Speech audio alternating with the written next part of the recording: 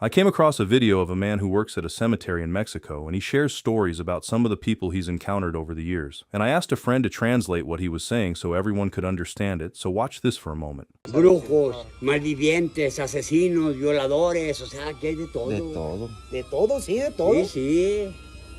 Un día me platicó un camarada que les daba por entrar a rezar, a jugar a Ouija. Aquí al panteón. Allá de aquel lado donde te digo, en aquel pasillo. Una vez llegó una señora, no me la vas a creer. ¡La señora! Y luego me dice, oiga, ¿usted trabaja aquí? Le digo, sí, señora, ¿se le ofrece algo? Dice, oiga, y luego voltea así por todo lado. Dice, nomás acá entre nos, dice. Pero yo ando buscando tierra, pero de que sea alguien que hayan matado. Estaba buscando, aquí enterraron a fulano. Le digo, pero, doña, ¿y eso para qué? ¿Va a ser una maldad o qué? Dice, ay, doña, es que tengo una vecina que no aguante. Que... Doña, ¿y a poco? Con todo respeto, le digo, ¿pero a poco usted cree en esas mamadas? Le digo, porque yo tengo una vecina, le digo, y diario uso botas de estas. Me llevo la tierra y la sacudo, le dije, no se va. So I wondered if this is a common occurrence, not just in Mexico, but in other places as well, maybe because of the rise of the occult? In any case, this reminds me of a clip from my interview with Father Winston, the exorcist from the Philippines. Listen to this. In occultism, the spirits that you conjure, in order to conjure them, you need always an offering. And the higher kind of power you ask from them, the higher the requirement for the offering. It is not you who decides what is to be offered to them. It is they that ask for it. So blood sacrifices are not of the same categories. You can have animal sacrifices, and not all animal sacrifices are acceptable. So if here in the Philippines, things that are offered oftentimes are first and foremost chicken. Then higher than chicken, you have goats. We don't have sheep, so goats. Then higher than goats, you can have pigs. Higher than pigs, you can have cows. And then higher than them, have human sacrifice. So depending on who you will convoke or who you will conjure. So the higher the spirit, the higher the sacrifice. Why do they do this? They want power. The Catechism of the Catholic Church really tells us about that, the danger of conciliating spirits, meaning of controlling them. And for occult practitioners, they think, and for us, we understand this is the demons themselves tell them this, that in order to be able to control them, you need to be able to perform certain required rituals, and every ritual would require a sacrifice. And the higher the sacrifice, the more expected the power to be given.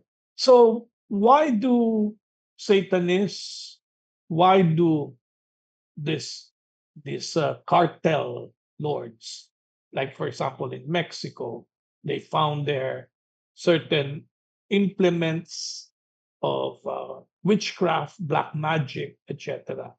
Because according to even Father Gabriel Amor and Father Joseph Sophia, that there are three things that are often connected about evil. First and foremost, it has to do something with lechery. Lechery is uncontrolled sex. So anything that is connected with sex. And then you have drug abuse, especially because drugs tend to alter consciousness. And when you have the mind altering drugs, then the evil spirits are able to control you more because you lose your sense of clarity. Evil spirits are chaotic. Evil spirits have no logic. So they work on chaos. And therefore, when your mind is altered, you lose your will and you lose your intellect. So they're able to control you more. You cannot resist them. And the third is that there's always the concept of sacrifice. So they're always connected together. That sex, drugs, and sacrifice. So you cannot. It's not only true for these cartel things, but it's also true for even for the pagan sacrifices of old and even of the present. We have these things. For us Christians, you will see that for you and me, the supreme sacrifice is Jesus Christ Himself. There's no other higher sacrifice. And therefore, any sacrifice that is offered to God other than the sacrifice of His only begotten Son does not have any meaning. Any other blood sacrifice, one was saying, Father, when our ancestors were offering animal sacrifices, is it not offering given to God? No, I said no. You have to understand when witch doctors or whatever offer blood sacrifices, it's to appease a particular spirit that may be claiming ownership of a particular place. So it's idolatrous worship because you're offering it to that spirit. You're not offering it to God. You're not offering it to the one true God. And even if you offer animal sacrifice to God, to the one true God, that is still unacceptable because the supreme sacrifice has already been done by His Son. And therefore, all other animal sacrifice, even human sacrifice, does not have meaning because the supreme sacrifice has already been offered. So that is the thing there. And on top of that clip from Father Winston, listen to this one from Msgr Rossetti. It's from his question and answer during one of his monthly online deliverance sessions. When sin invites in the evil spirits. So whenever a sin is done by ourselves or by anyone, it invites in evil spirits. Now, we don't necessarily get possessed, but it does invite evil in. And the more, of course, the more you do it and the more serious it is, the worse it is. So if you go to a house, for example, and the people complain about evil spirits in the house, the first question the priest exorcist will ask is, what were people doing in this house? We had one case that was kind of well known in our own work. A guy was doing the occult and things of the occult, and also sadly molesting minors. And there was a huge invitation to demons in the house, which all the things. It's like a bad movie, banging, crashing, doors going, dogs howling, windows going up, and it was a disaster. He was committing sins and invited in some demons. So. Yeah. And just before we get to the end of this video, as we've just covered something related to what happened at the cemetery, let me share this one with you on cremation instead. Listen to this. Cremation, all right, was prohibited for a long time because the church wanted people to understand that it's the resurrection of the real body of the real person, which ties into everything I've just been saying. You know, that fulfillment, holiness, completion implies a whole person. All right. So the burial of your human body, all right, which has been consecrated by the sacraments that you've received, was considered to be very, very important. All right. Now we know that now cremation is allowed, all right, for a number of reasons, but it's always supposed to be understood in the same light. So if you burn the body, you've turned a great part of the body into carbon dioxide and water vapor and some other chemicals, right?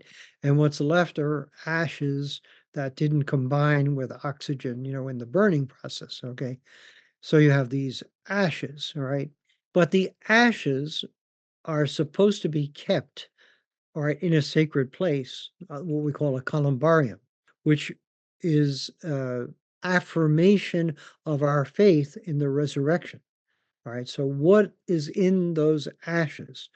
All right, is the residue of a person who lived the life of the sacraments. That's really important. Right. And so that's why in the I don't know what they did in the English funeral ritual book. But the Italian ritual book has a gigantic section on cremation. It's the meaning, the limitations, the catechesis that's supposed to happen. And they really did a thorough job on it. It almost occupies half the entire book, which means it's kind of hard to carry the book around when you're doing a funeral. You're walking alongside the funeral procession, and you have this big book in your hand. So, but anyway, they were quite concerned that people really understand the meaning of Christian death, all right, and that your body counts. This is tying right into what I was saying about, your life is an oblation, all right. It's not just avoid sin and do good, but it's be consecrated and being consecrated, lifting this up, as an offering to God. And so the Christian life is sacramental. So you don't want to handle the post-mortem remains in a disrespectful way. That's why we don't do the scattering of ashes. All right. The scattering of ashes seems to be a symbol of the person returning to the natural ingredients of a body, right? Like the atoms and molecules, right? And the church is reminding us that actually your atoms and molecules, as well as your soul, have been touched by the grace of the sacraments. So, being touched by the grace of the sacraments, there is a blessing in every Christian dead body, all right? And because of that blessing, you have to respect that dead body, whether it's drowned, and lost into the depths of the sea, or chopped into pieces in some kind of explosion, or some terrible accident that's occurred, or whether it's been cremated and it's put in an urn. But there is always that respect for the body that has been consecrated by the sacraments. And that's the reason why we venerate the relics of the saints, too. We venerate the relics of the saints because they are the remains of a person who not only was consecrated by the sacraments, but lived a life that fulfilled the purpose of the sacraments. Okay, you got it?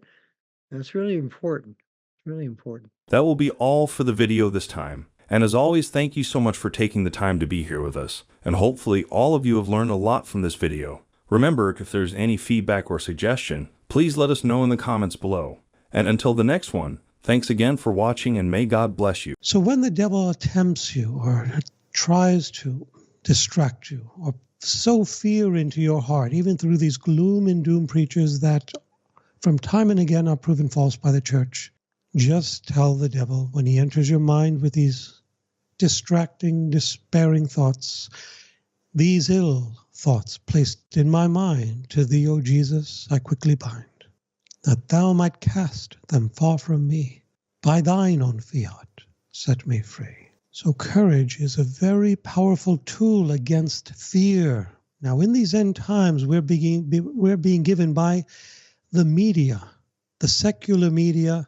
They call it a psychological operation, a psy-op. They throw out all these fearful tactics at you, whether it's on account of a virus, whether it's on account of drones, whether it's on account of this or that. Whether it's true or not is not what I'm addressing here. I'm simply addressing the response that they instill in you. Whether they do it deliberately or not does not matter. What matters is this fear has no place in you as a Christian. And courage is the answer. That gives you peace. But courage does not come by itself. It's the fruit of number one, what Jesus told Louisa and what Mary told Josefa Menendez. Humbling yourself in prayer. Considering yourself unworthy to merit such trials. Resigning yourself to the divine will. And in that moment, peace comes. And you offer up those trials as a pleasing sacrifice, a holocaust, an oblation to God of praise, satisfaction, reparation for the offenses he receives. And the devil, seeing you courageous, which is the last quality that follows humble prayer, resignation, offering up, courage, Once he sees that courage, he flees.